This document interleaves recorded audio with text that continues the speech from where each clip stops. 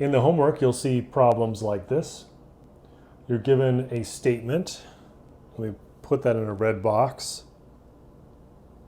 X is less than 3 or X is bigger than 5. And in part A, you want to give a value for X that makes the statement true. So a good way to kind of get a sense of what's going on here is we can use a number line. So let's put 0 here, we have 3 here, and 5 here. So X is less than 3, right? That's all of the numbers over here, or X is bigger than 5. X is greater than 5.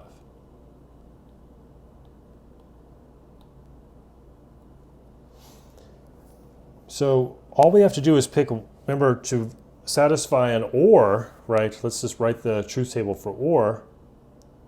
All we have to do is satisfy one or the other. So let's see, we've got X is less than 3.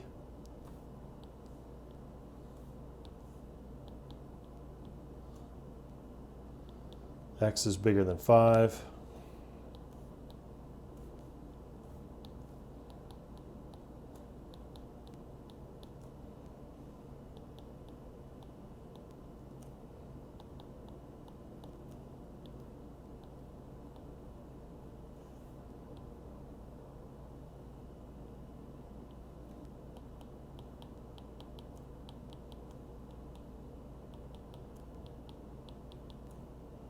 With an or, remember, it's true if one or the other are true or both. True, true, true, false. So it's only false when both of the statements are false. Now, it's clear that we can't possibly find an X value that is both less than 3 and bigger than 5. You can see that from the number line here. You couldn't find there's no place where these two intervals overlap, right? So this is impossible here, right? So we just need to pick something, an X that is less than 3 or an X that is bigger than 5. So let's pick, let's say X equals 2. X equals 2 is an X that is less than 3 or bigger than 5.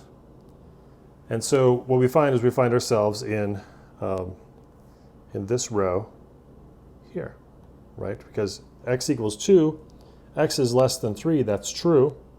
X is bigger than 5, that's false. So X is less than 3 or X is greater than 5 is true. So X equals 2 is an answer, is a good answer to this.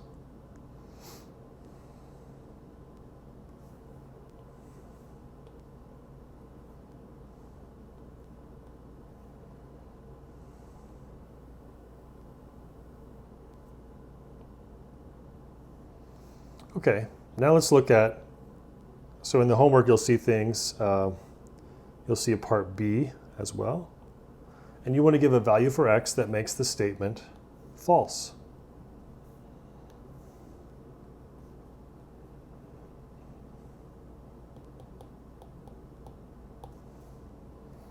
Now again, looking at our truth table, we only have false when we find ourselves in this situation here, where it's false for both, right?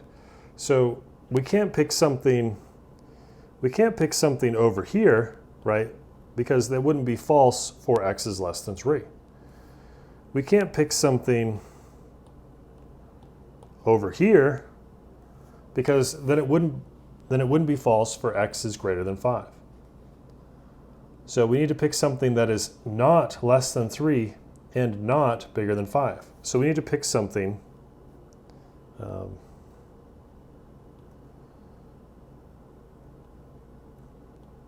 in this interval here. Anything in this interval will work. There are infinitely many answers. So let's just pick something. The obvious choice, I guess, would be 4, right? So X equals 4 is our choice. And let's just see. Is 4 less than 3? No, that's false.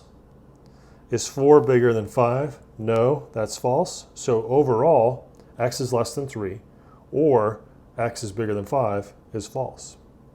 So x equals 4 is a value for x that makes the statement false.